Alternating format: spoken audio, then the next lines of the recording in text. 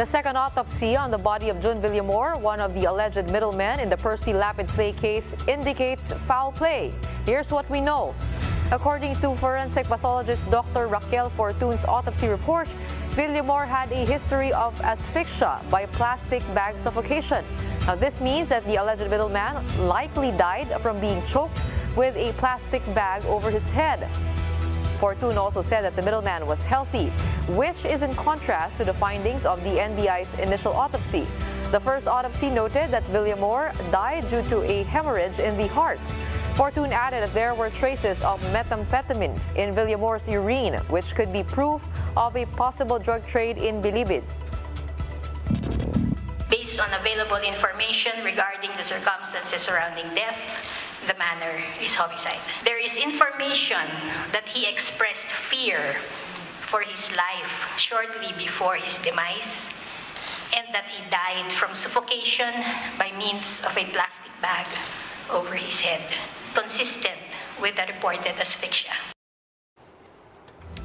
Now, here to give us the latest developments on the Percy Lapid murder case is DOJ spokesperson Attorney Mico Clavano. He joins us live via Zoom. Good evening, Attorney Clavano, and welcome to the big story. Again, you just heard Dr. Raquel Fortun here pointing to asphyxia as the cause of death of the alleged middleman. At the same time, you now have 7 persons of interest under NBI custody.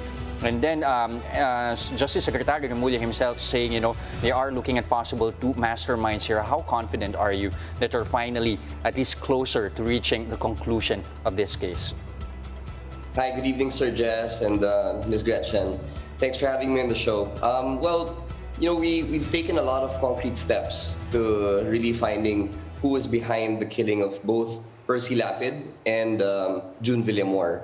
And just to give an update, we have more people in custody. The number has already reached 12 for us. So there was an initial 5, and then we added another 7 who were, I guess, part of the statements given by the first 5 that we took into custody.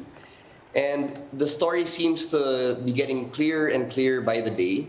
The autopsy report done by Dr. Raquel Fortun definitely shed light on the reason why Jun Villamor passed away. Like she said, the asphyxia by suffocation by a plastic bag was a possible or fitting story that fit the autopsy. So I'd like to point out that in her autopsy, the body of Jun Villamor was found to be healthy.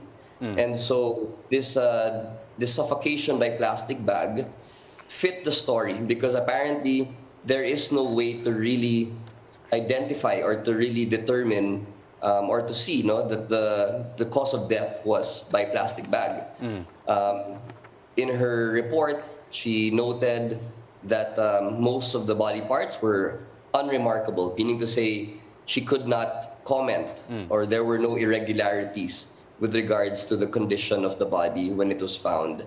Okay. And so we're getting closer and closer. The total number of persons of interest in custody between both the DOJ, which is the NBI in effect, and the PNP, which is under DILG, has now reached 15. There are 12, like I said, under the DOJ, and 3 under the DILG, under the PNP. Okay, first yes, go ahead. Attorney, first let's focus on your 12 POIs, at least under DOJ custody. Can you nuance that more for us? Are these POIs also inmates, or are we also looking at possible officials? They are all inmates as of the moment. The first 5 were brought in from Bucor, New Bilibid Prison. There was 1 from Iwahig, Penal Farm and Colony. And the rest of them were again taken from from New Bilibid Prison. So all inmates, and they all are pointing in the same direction. Okay, given the discrepancies in the first and the second autopsy, how do you approach the case now? Are you going to subpoena also the first ones who conducted the first autopsy? Actually, Ms. Gretchen, there is no inconsistency between the NBI autopsy and Dr. Raquel Fortun's autopsy. If you will notice, the hemorrhage was really just a I guess, a result of the asphyxia suffered by Jun Villamor.